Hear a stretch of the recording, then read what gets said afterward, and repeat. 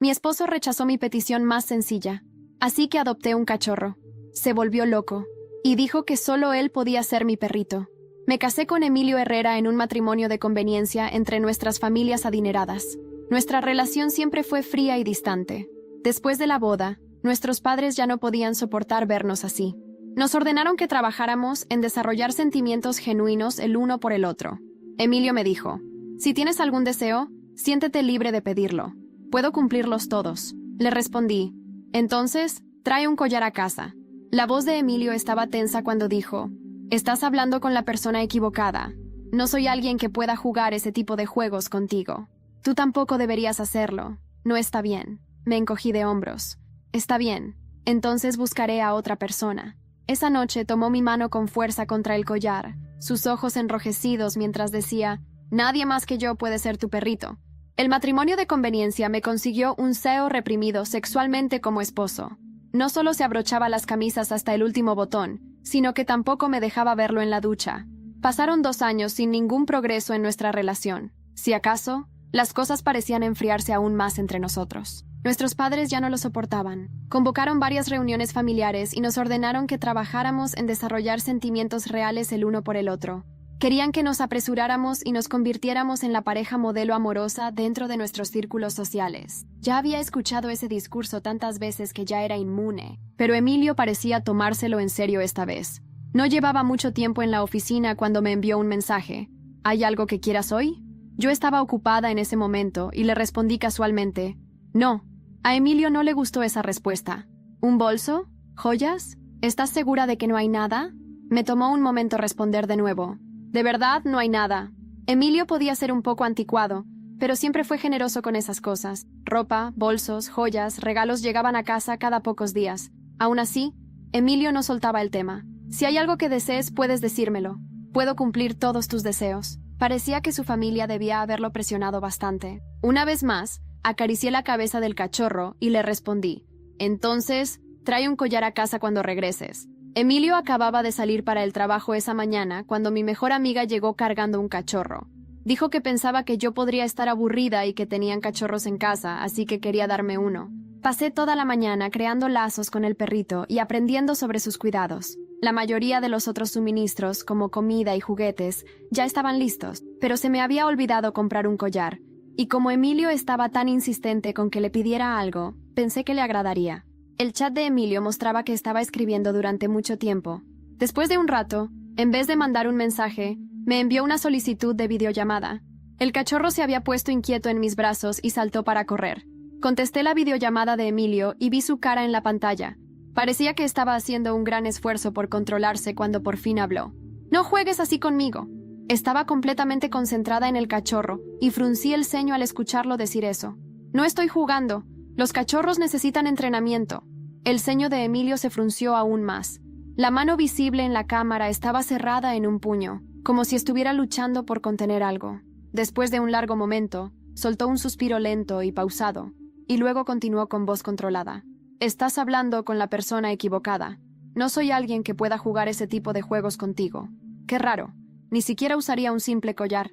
Entonces, ¿por qué decir que podía cumplir cualquier deseo mío?» Mantuve el rostro neutral. «Está bien. Olvídalo entonces. Buscaré a otra persona». Emilio intentó explicarse. No fue eso lo que quise decir. No le di oportunidad de seguir hablando. Colgué la videollamada e hice un pedido de entrega de inmediato. «¿Qué estás buscando?», pregunté, mientras veía cómo se movía la nuez de Adán de Emilio al tragar con dificultad. «¿Dónde está? ¿Quién?» «El cachorrito». Había comentado en mi publicación de Instagram, así que claramente lo había visto con atención. Tenía que estar hablando del perrito. Ya no valía la pena ocultarlo. Respondí con sinceridad. Salió corriendo. La mano de Emilio, aún en el bolsillo, se cerró en un puño. Una vena saltó en su antebrazo. ¿Y a dónde fue?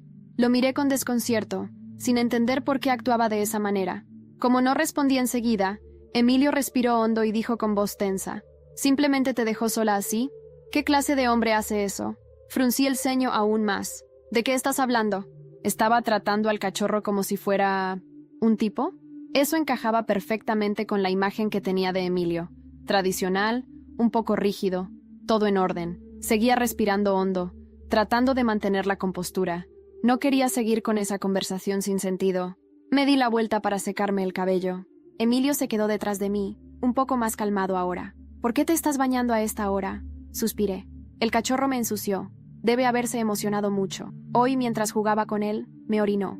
No tuve otra opción más que bañarme. Emilio volvió a cerrar el puño. Casi aplastó un adorno que tenía cerca. Después de un largo momento, habló entre dientes. No lo veas más. Más. Vamos a fingir que nada de esto pasó. No lo podía creer. ¿Qué tenía de malo tener un perro? ¿Era ilegal acaso? Además, no era como si a Emilio no le gustaran los perros. Claramente estaba buscando una excusa para discutir. Mi respuesta no fue nada amable. ¿Y por qué debería? En el espejo, vi que Emilio me miraba fijamente. Habló como si se obligara a ceder. Fue mi culpa más temprano. No debía haberte rechazado así. Si realmente lo quieres, creo que puedo, pero no debería.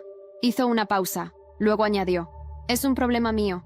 El cambio de actitud fue tan repentino que se me fueron las ganas de discutir. Pero antes de que pudiera decir algo, Emilio continuó. Con tal de que no lo veas más, haré cualquier cosa que quieras. Él seguía obsesionado con él. Empecé a irritarme.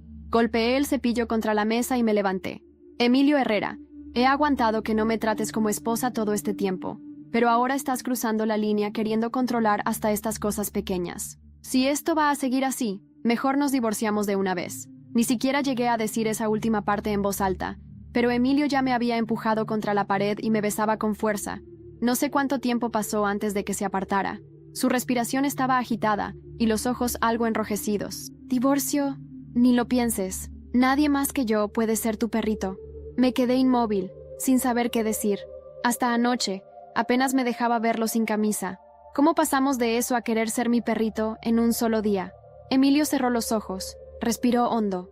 Cuando los abrió de nuevo, ya tenía el semblante habitual. Pasó el pulgar por mis labios y murmuró: «Perdón por haber perdido el control hace un rato». Ese era el verdadero Emilio Herrera, pidiendo disculpas incluso por un beso. Antes de que pudiera responder, ya hablaba en un tono conciliador. «Si de verdad quieres quedarte con él, creo que puedo aceptarlo. Pero ten cuidado de no confundirte, y si puedes, evita traerlo cerca de mí». En cuanto al divorcio, Emilio apartó la mano de mí sin terminar la frase. «Será mejor que descanses». Cuando reaccioné, solo vi su espalda alejándose. Tenía la cabeza hecha un lío. Traté de ordenar mis pensamientos. Emilio no podía estar celoso de un cachorro real. Esa reacción exagerada solo podía deberse a que pensaba que estaba hablando de un novio perrito. Pero eso tenía aún menos sentido. Si fuera así, conociendo a Emilio, habría pedido el divorcio de inmediato para terminar con este matrimonio de fachada.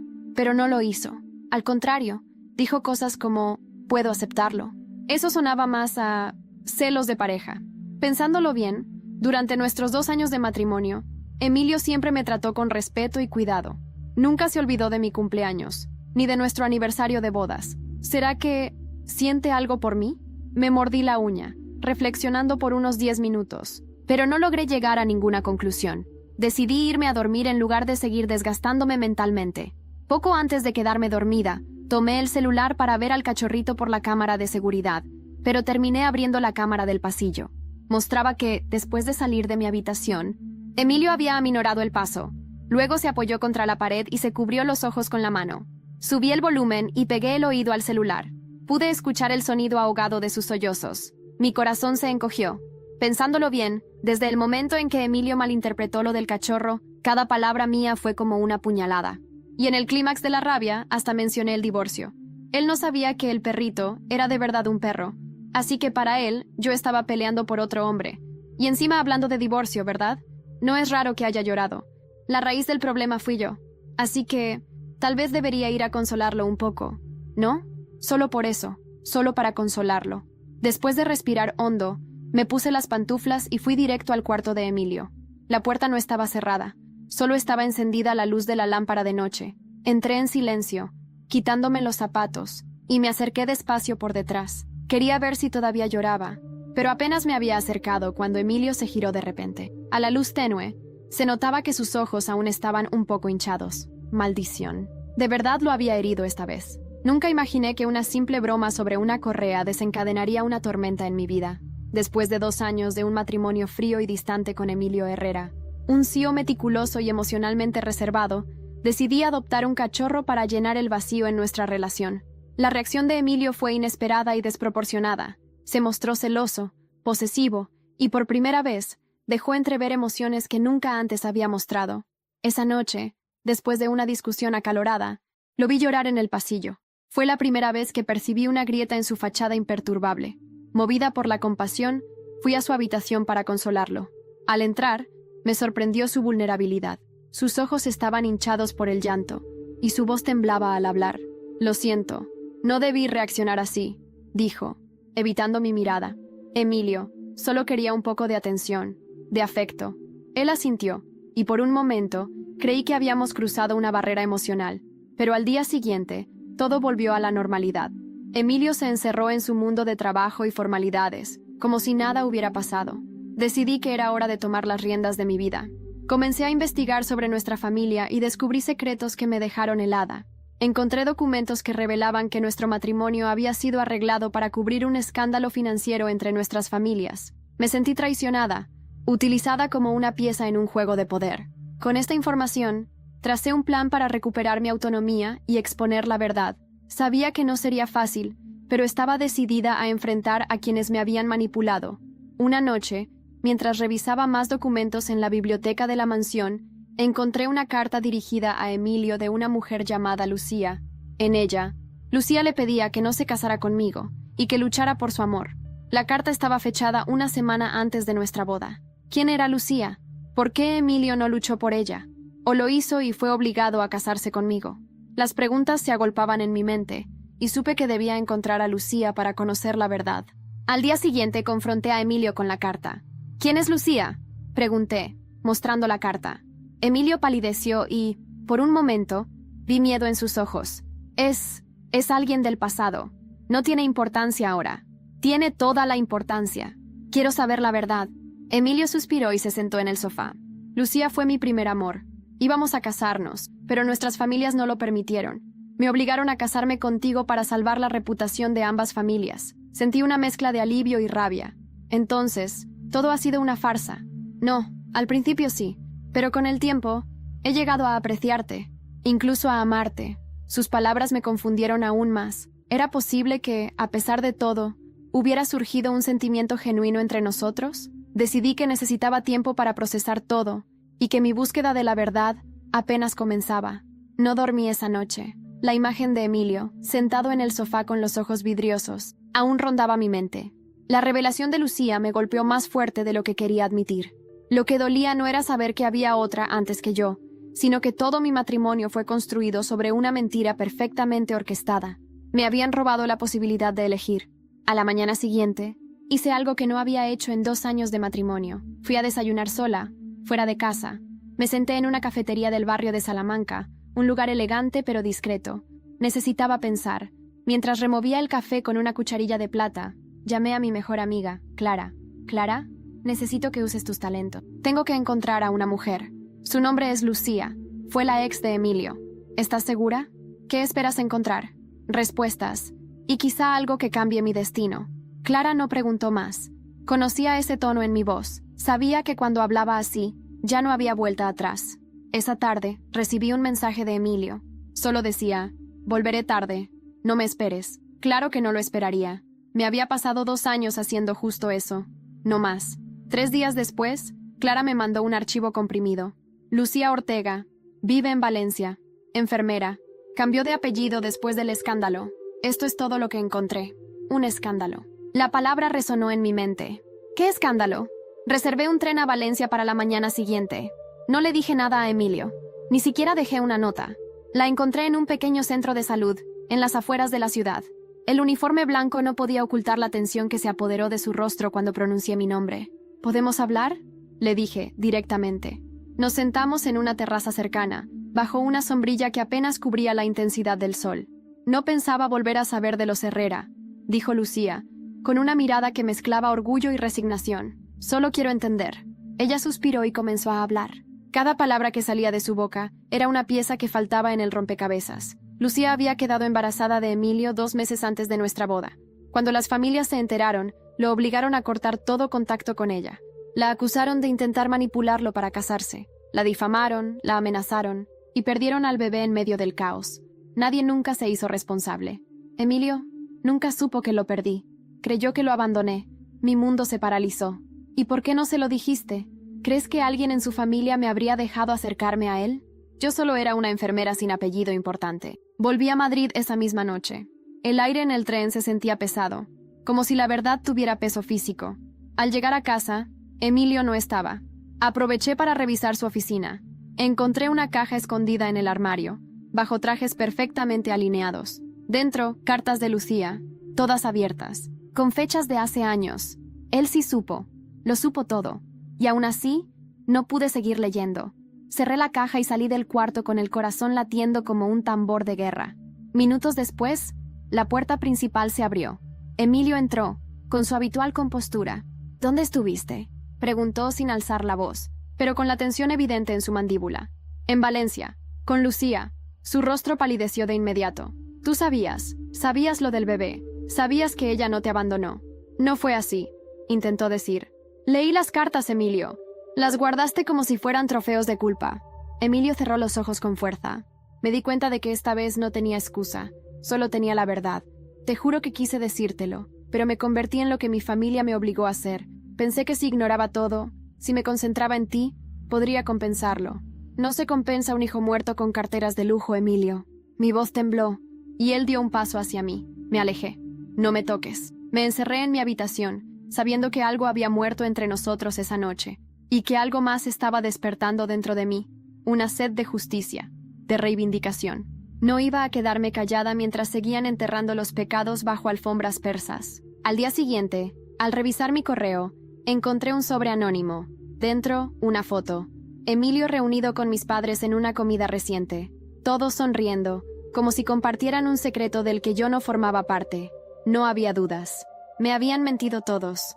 No recuerdo haber dormido esa noche. Me quedé mirando fijamente esa fotografía como si pudiera extraer de ella las voces, las risas y los silencios ocultos. Emilio, mi madre, mi padre, todos en una terraza elegante, bajo un toldo blanco, bebiendo vino y compartiendo una intimidad que me fue negada.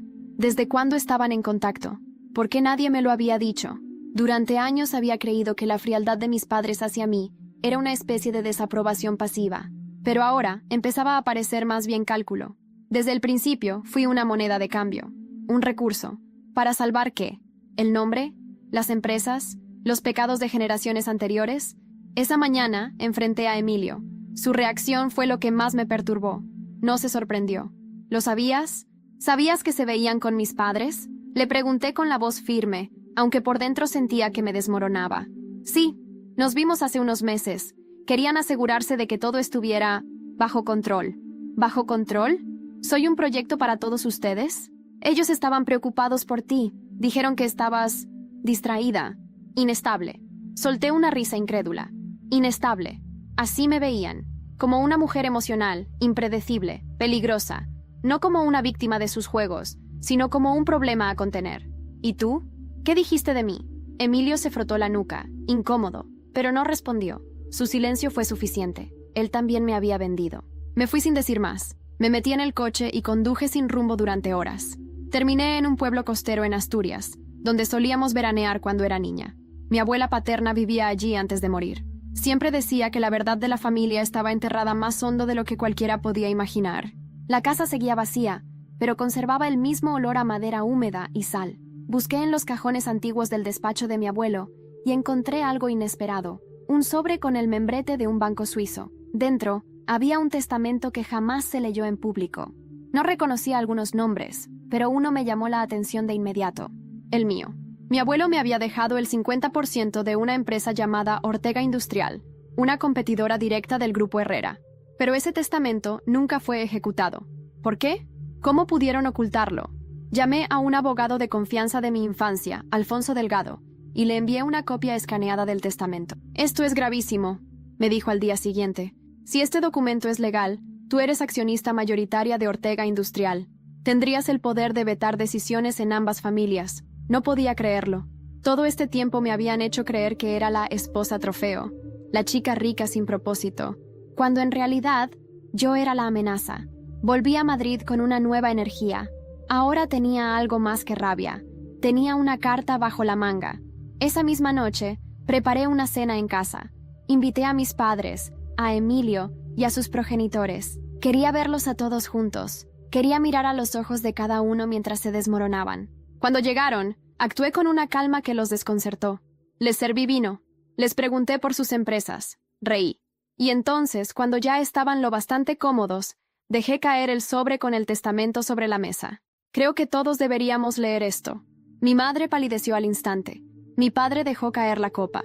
El padre de Emilio murmuró «Esto no puede ser. ¿Quién más sabía de esto?», pregunté, sin levantar la voz. El silencio fue ensordecedor. Nadie respondió. Nadie se atrevió. Entonces ya sé la respuesta. Dije. Todos. Mi madre intentó recomponer el discurso. Cariño, fue por tu bien. No sabías manejar ese poder. Eras muy joven. Y ahora no lo soy. Ahora voy a usarlo. Desde mañana, Ortega Industrial será mía. Y ustedes trabajarán para mí o desaparecerán. Me levanté de la mesa mientras todos seguían procesando lo que acababan de escuchar. Esa noche, al revisar mi correo, recibí una alerta. Alguien había intentado acceder ilegalmente a mi correo corporativo. El remitente era desconocido, pero lo que adjuntaron me heló la sangre.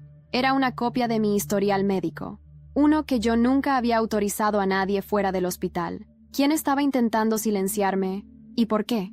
La sensación de traición es como un cuchillo helado que no solo corta, sino que se instala y se retuerce lentamente. Aquella madrugada, sentada en el suelo de mi habitación con el portátil sobre las piernas, no podía dejar de mirar el archivo abierto ante mí.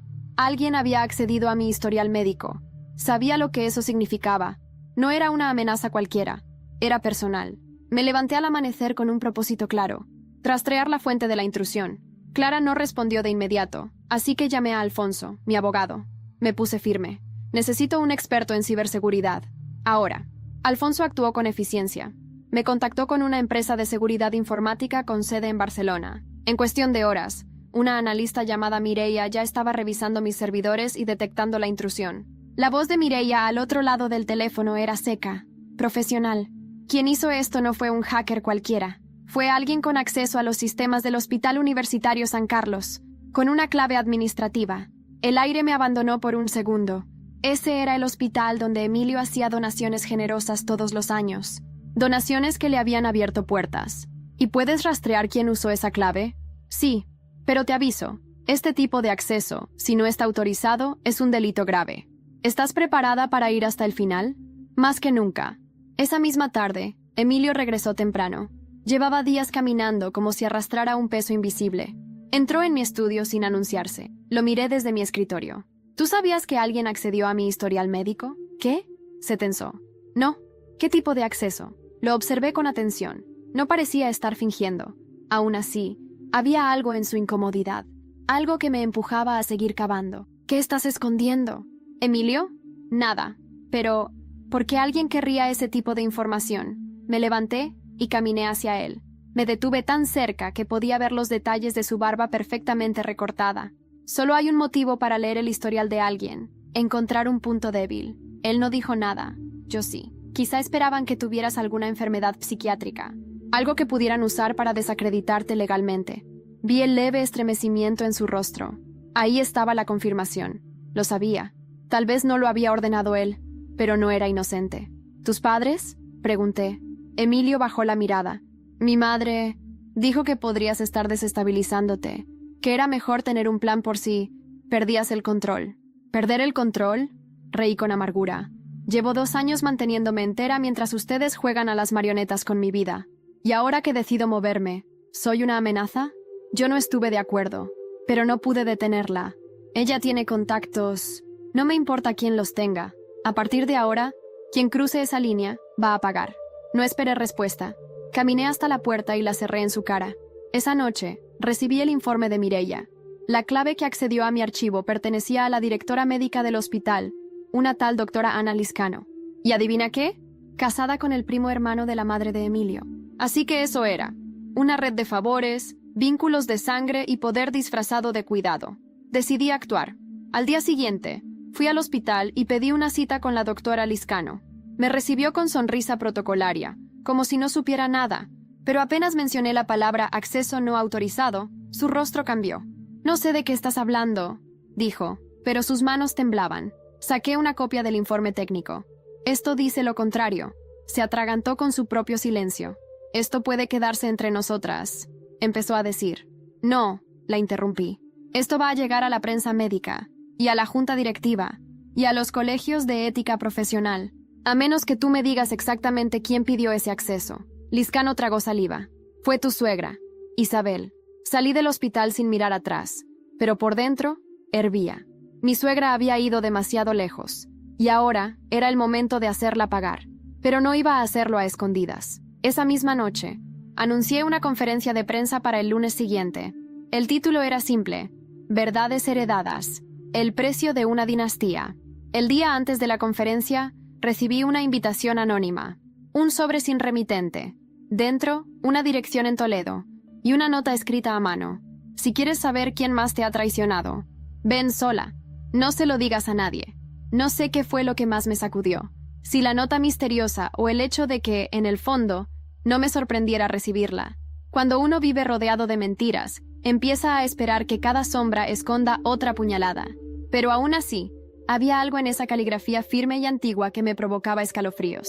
La dirección me llevó a las afueras de Toledo, a una casa de campo oculta entre olivos. El aire olía a tierra húmeda, a secretos viejos. Dejé el coche en un camino de grava y caminé hasta la puerta. No había timbre. Golpeé 2 veces. Nadie contestó. Estaba a punto de irme cuando la puerta se abrió lentamente. Una mujer mayor, de rostro anguloso y ojos oscuros como la noche, me miró con una mezcla de reconocimiento y pena. «Eres igualita a tu abuela», dijo. «Pasa, hija. ¿Hay mucho que necesitas saber?» No pregunté cómo sabía quién era. Solo entré. El interior de la casa era sencillo, rústico. Olía a madera, a café recién hecho. Nos sentamos frente a una chimenea apagada, y la mujer, que se presentó como Teresa, comenzó a hablar. «Trabajé para tu familia durante 40 años. Vi más cosas de las que debería. Sabía que este día llegaría, el día en que tú vendrías a buscar la verdad». Guardó silencio un instante, como si le costara decidir por dónde empezar. «Tu padre no fue quien tú crees que fue, ni tu abuelo tampoco. Hubo un acuerdo entre los Herrera y los Ortega hace décadas. Se selló con mentiras, matrimonios forzados y silencios comprados. Mi garganta se secó. El calor de la chimenea inexistente parecía aumentar. ¿Qué tipo de acuerdo? Tu abuela materna, la madre de Isabel, quedó embarazada de un Ortega. Fue un escándalo. Para evitarlo, los Herrera se ofrecieron a cubrirlo, a cambio de influencia, contratos, poder. El hijo de ese embarazo fue criado como un Herrera. Tu suegra siempre supo que su verdadero apellido era Ortega. Ese niño fue Emilio. Me quedé paralizada. ¿Qué estás diciendo? Emilio es sangre de tu familia, no de la suya. Por eso lo obligaron a casarse contigo, para mantener el linaje, para fusionar los intereses. Fue una jugada perfecta. No podía respirar. Las paredes de la casa parecían cerrarse. Emilio, mi primo, no tienen parentesco directo, pero comparten sangre. Una parte de ti ya lo sabía, ¿verdad? Me levanté de golpe, temblando. ¿Y por qué me dices esto ahora? Teresa me miró con una intensidad que me heló la sangre. Porque ya es hora de que acabe este ciclo. Tú tienes el poder de romperlo, pero no solo destruyendo a los Herrera. También debes mirar a tu propia sangre. De camino a Madrid, la cabeza me estallaba de pensamientos. Si todo eso era cierto, entonces mi matrimonio no solo era una farsa, era una estrategia genética. Mis padres, mi suegra, todos me habían usado como una herramienta. Emilio, incluso si no sabía toda la verdad, había sido parte del juego. Llegué a casa ya de noche. Emilio estaba en el estudio, rodeado de papeles. Levantó la mirada al verme entrar. ¿Dónde estabas? Descubriendo de quién eres hijo realmente. La expresión de su rostro se contrajo como si lo hubieran golpeado. No respondió. No necesitaba hacerlo. ¿Desde cuándo lo sabes? Desde hace 1 año, dijo con voz baja. Pero no sabía cómo decirlo. Me criaron como un Herrera, pero en el fondo siempre sentí que algo no encajaba. ¿Y nunca pensaste en contarme? Iba a hacerlo, te lo juro. Pero cada vez que me acercaba, tú te ibas. Con tu distancia, con tu silencio. Porque tú me enseñaste a protegerme. Nos miramos durante un largo momento. Allí estábamos, 2 herederos de un legado podrido, atrapados en una mentira tejida antes de que naciéramos. Voy a contar todo, le dije, en la conferencia. Lo sé, y vas a estar ahí, sentado en primera fila, y no vas a decir ni una palabra. Asintió, con los ojos vidriosos. Me giré para marcharme.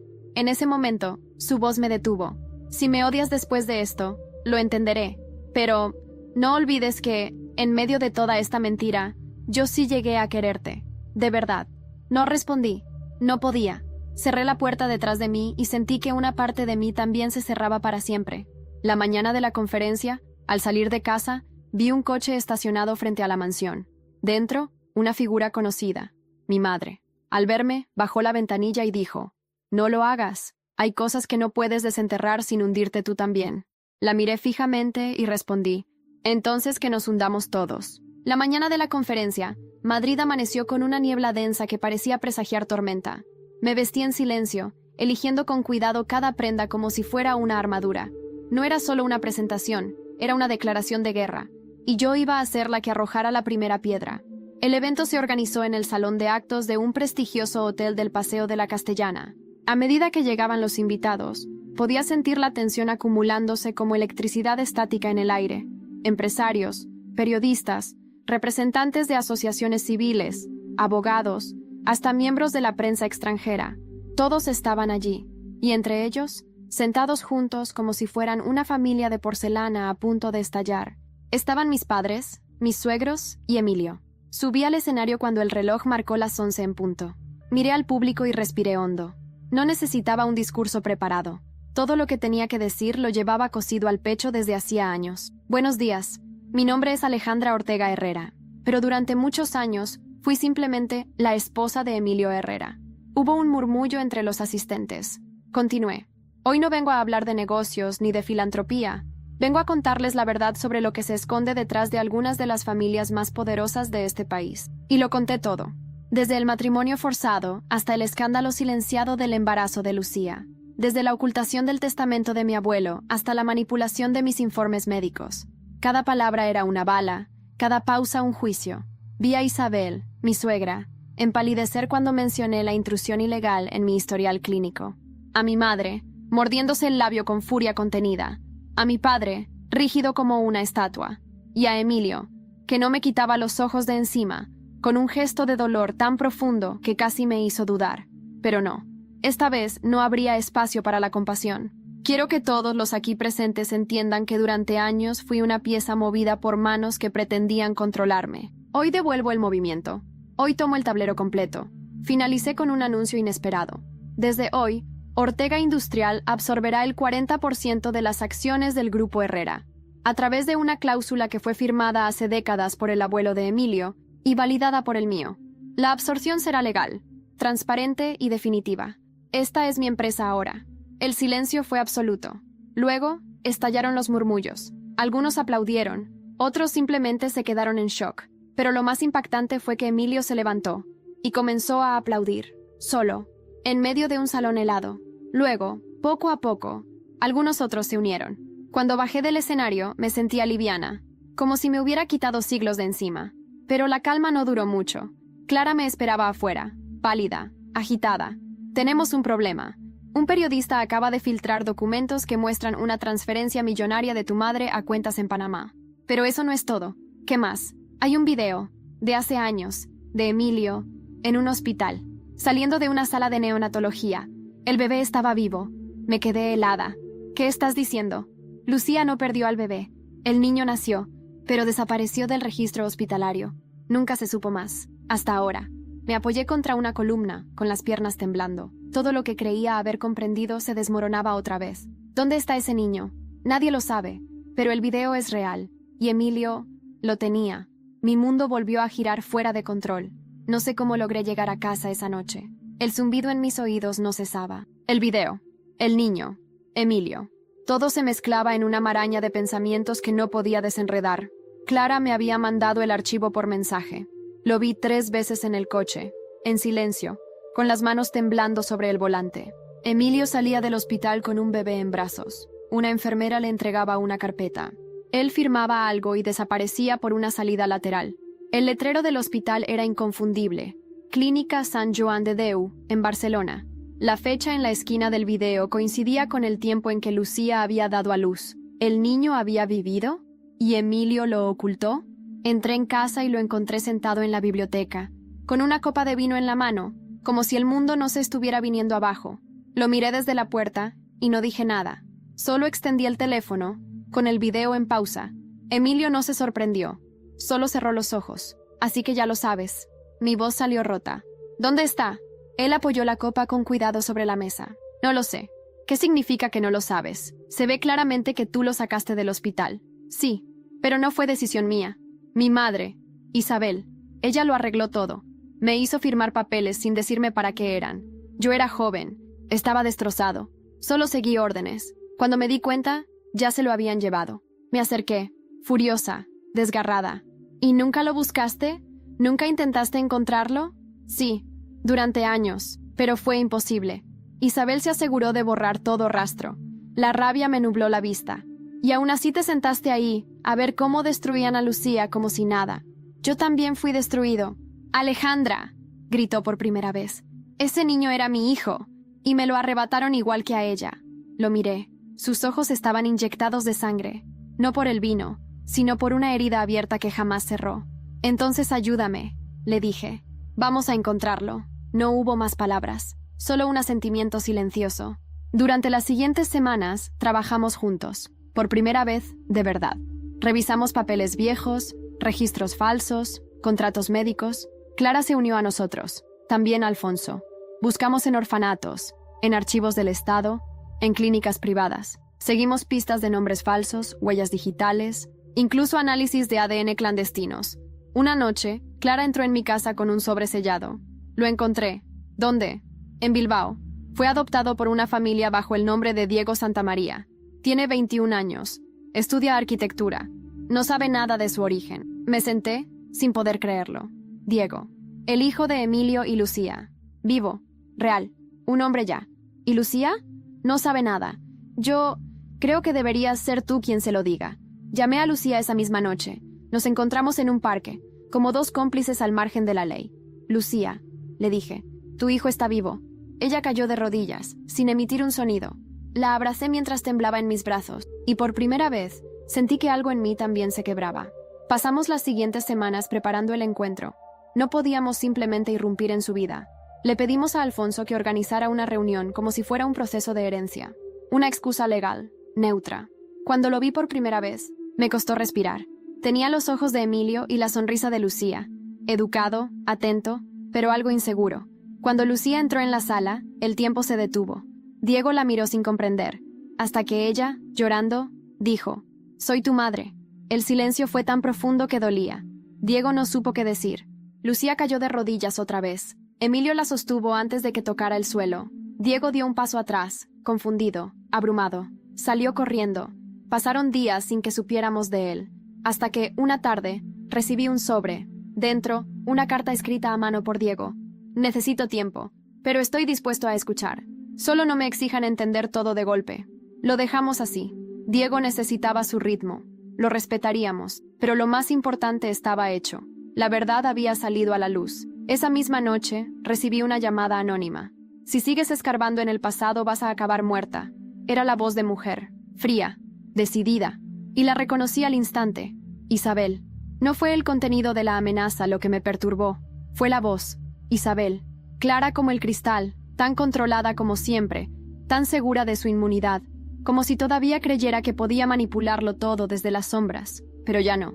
Me senté frente al ventanal de mi habitación, mirando las luces lejanas de Madrid mientras grababa la llamada. Mi pulso no tembló. Por primera vez, no sentí miedo. Sentí una claridad brutal. Si ella estaba dispuesta a jugar sucio, entonces yo ya no tenía que contenerme. A la mañana siguiente, presenté una denuncia formal. No lo hice en secreto. Me aseguré de que la prensa lo supiera, de que los abogados lo supieran, de que cada accionista del Grupo Herrera lo supiera. Quería que Isabel supiera que ya no me escondía, que si quería guerra, la tendría. Isabel intentó contraatacar. Durante los días siguientes aparecieron artículos anónimos cuestionando mi estabilidad emocional, mi liderazgo, incluso mi vida privada. Rumores de amantes, de internamientos, de decisiones empresariales impulsivas. Pero cada intento la hundía más. La gente ya conocía mi historia, conocían la verdad. Una noche, mientras organizaba papeles en mi estudio, sonó el timbre. Era Lucía. Estaba distinta. Estaba más fuerte. Había algo nuevo en su mirada. Una determinación que no le había visto antes. «Quiero que me ayudes», dijo, sin rodeos. «Quiero recuperar a mi hijo. Quiero que me reconozca». «Y lo hará», le respondí, pero a su tiempo. No, ya esperé demasiado. Le serví una copa de vino y le conté todo sobre la amenaza de Isabel. Ella no pareció sorprendida. ¿Te ha amenazado a ti también? Cuando supo que estaba embarazada, me dijo que si no desaparecía, el niño nacería muerto. Pensé que era una figura retórica, pero ahora sé que hablaba en serio. Guardamos silencio por un largo rato. ¿Sabes qué me aterra?, me confesó. Que Diego no solo no me quiera, sino que me culpe, que me odie por no haber luchado más fuerte. No va a hacerlo, no después de conocer quién te robó esa lucha. Esa misma noche, Emilio vino a verme. Lo noté distinto también, más contenido. He decidido renunciar a todo. ¿Todo? Los negocios, la junta, el apellido. Me voy. ¿Y a dónde piensas ir? Donde Diego me necesite, donde no sea un fantasma del pasado. Me quedé en silencio, sin saber si sentir alivio o tristeza. Después de todo, Emilio también había sido arrastrado por una red de decisiones que no tomó. Pero lo más importante, ahora estaba eligiendo, por fin. ¿Esto es un adiós?, pregunté. No, dijo mirándome a los ojos. Esto es un perdón. No espero que lo aceptes, pero necesitaba decirlo. Nos abrazamos, no como pareja, no como enemigos, como dos sobrevivientes del mismo naufragio. Luego lo vi marcharse, solo, con una maleta, y supe que era definitivo. Días después, recibí una llamada de Clara. Encontré algo. Tienes que ver esto. Fui a su casa. En su ordenador había una carpeta llena de documentos, transferencias bancarias, correos electrónicos, grabaciones. Todo vinculaba a Isabel con una red de desvío de fondos públicos a través de fundaciones falsas. El escándalo era monumental. ¿Cómo conseguiste esto? Una fuente dentro del banco. Isabel usó cuentas a nombre de menores muertos, pero uno de ellos no estaba muerto. ¿Quién? Diego. Se me cayó el alma al suelo. ¿Usó la identidad de Diego para mover dinero? Sí, desde que era un bebé. Y no solo una vez. Lo convirtió en un fantasma fiscal. Respiré hondo. Ya no era una guerra familiar. Era crimen organizado. Tenía suficiente para enviarla a prisión de por vida. ¿Y Diego? Aún no sabe nada. Creo que deberías ser tú quien se lo diga. No pude dormir esa noche. Sabía que debía protegerlo, pero también sabía que debía exponer a Isabel. Llamé a un juez con quien Alfonso tenía contacto y le entregué todo. No pedí discreción. Le pedí justicia. Al día siguiente, la policía arrestó a Isabel Herrera en plena misa de domingo. Las cámaras captaron cada segundo. Las portadas del lunes no hablaban de otra cosa. Matriarca Herrera arrestada por corrupción, lavado de dinero e identidad falsa. Vi las imágenes en televisión, sola, con una taza de café en las manos. No me sentí victoriosa. Me sentí libre. Pero justo cuando pensé que todo comenzaba a estabilizarse, recibí un mensaje de un número desconocido. Una sola frase. Tú también estás en esa red. Aunque no lo sepas. Miré fijamente el mensaje durante minutos. Tú también estás en esa red, aunque no lo sepas. Me lo habían enviado a las 4 de la madrugada, desde un número sin identificación, sin foto, sin firma. Solo esa frase. Una sentencia. Mi primera reacción fue de rabia. ¿Una amenaza más? Después de todo lo que ya había soportado. Pero en el fondo, una punzada de duda se alojó en mi pecho. ¿Y si era cierto? ¿Y si había piezas del rompecabezas que todavía no había visto? Esa misma mañana, fui al despacho de Alfonso. Le mostré el mensaje. Quiero que revises todos los movimientos financieros vinculados a Ortega Industrial desde que mi abuelo murió. Incluso los míos. Especialmente los míos. Él me miró, desconcertado. Alejandra, ¿estás segura? Más que nunca. Durante 3 días, Alfonso y su equipo escarbaron en cuentas, auditorías internas, registros antiguos, y lo que encontraron fue peor de lo que imaginaba. Una fundación con mi firma, que yo jamás había autorizado, había estado recibiendo fondos de empresas pantalla conectadas a la red de Isabel. La fundación Nuevo Horizonte. Sonaba noble, pero no existía físicamente. Había sido creada el mismo mes que cumplí 25 años, justo cuando mis padres me cedieron mis primeras acciones como adulta. Legalmente, me dijo Alfonso, tú eres la responsable. Estás vinculada a esos fondos. Aunque no lo supieras, el vértigo me invadió. Era una pieza más del juego, una marioneta más. Habían usado mi nombre, mi firma, mi imagen. ¿Y si lo sabían desde el principio? ¿Y si ese matrimonio con Emilio también tenía eso en mente? ¿Blindar sus operaciones a través de mí? Es posible, admitió Alfonso, sombrío. Pero hay algo más. Mira esto. Me mostró un correo electrónico recuperado de un servidor antiguo. Era de mi madre, a Isabel. Ya activamos la fundación con su nombre. Asegúrate de que no descubra nada hasta que sea demasiado tarde. Si sospecha, distrae con el tema del matrimonio. Usa a Emilio si es necesario. Sentí como el mundo se desmoronaba otra vez. Mi madre no solo había estado al tanto, había sido cómplice. Había vendido a su hija por poder. Llamé a Clara, con la voz hecha trizas. Necesito aire. Ven al norte. Te llevo a la casa de mis abuelos en Cantabria. Nadie nos molestará allí. Pasé una semana entre montañas, mar y silencio, pensando, desconectando, reuniendo fuerzas. Y fue allí, entre los pinares de San Vicente de la Barquera, donde decidí lo que haría. No iba a limpiar mi nombre en silencio. Lo haría públicamente, como hice con Isabel. No podía haber medias verdades, no más pactos de silencio. Volví a Madrid justo cuando la prensa empezaba a sospechar del tema. ¿Hasta dónde llegan las raíces podridas del emporio Herrera Ortega?, decían los titulares. Alfonso me acompañó a la rueda de prensa. Esta vez no fue en un hotel, fue en la sede de Ortega Industrial, frente a la gran escalinata, con periodistas amontonados en la calle. Sí, dije, al comenzar. Mi nombre ha sido utilizado para encubrir delitos financieros. Y aunque no tuve conocimiento ni participación directa, asumo la responsabilidad de corregirlo.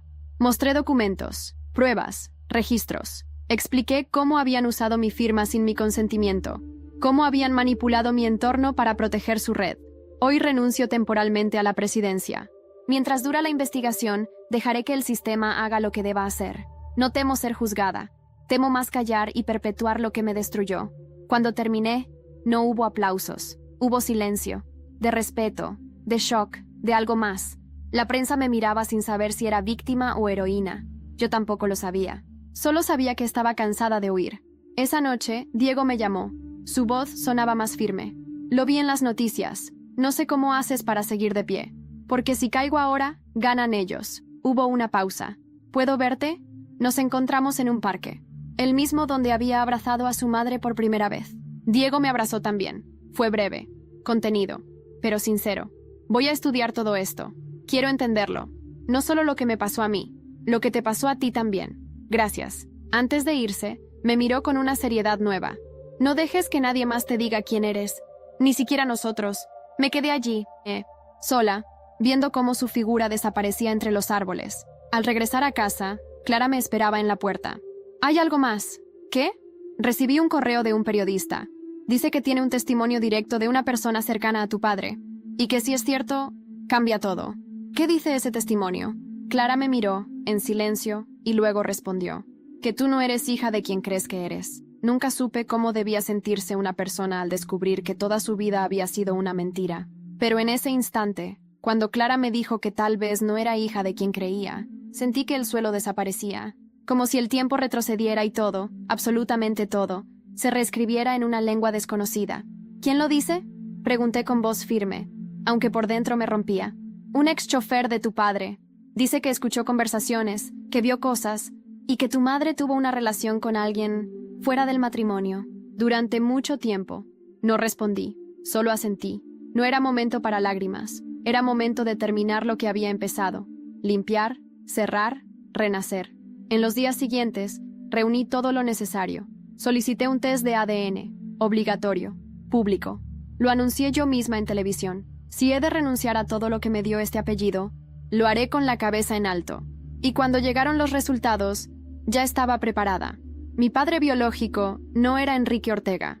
Era un hombre llamado Gabriel Mendieta, periodista, activista, desaparecido años atrás bajo circunstancias sospechosas. Un hombre que había investigado la corrupción empresarial en los años 90, a quien mi madre había amado en secreto, a quien su familia hizo desaparecer cuando amenazó con publicar pruebas contra los Herrera y Ortega. Yo era la hija de ese hombre, de la conciencia, del coraje, y eso cambió todo. Tomé una decisión irreversible.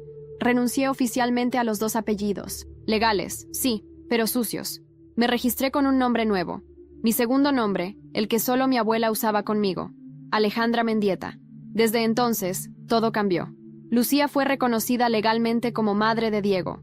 La historia se volvió pública, pero cuidamos su privacidad. Él decidió cambiar su apellido también. No quería ser ni Herrera ni Ortega, solo Diego. Emilio, por su parte, se instaló en Bilbao.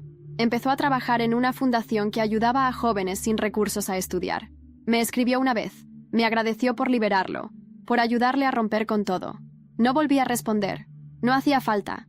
Algunas historias no terminan con reconciliación, sino con paz. Isabel fue condenada a 27 años de prisión. Aunque intentó apelar, perdió todos sus recursos. La caída de la matriarca arrastró a muchos con ella. Bancos, políticos, jueces corruptos. Cayó un imperio, sí, pero era necesario.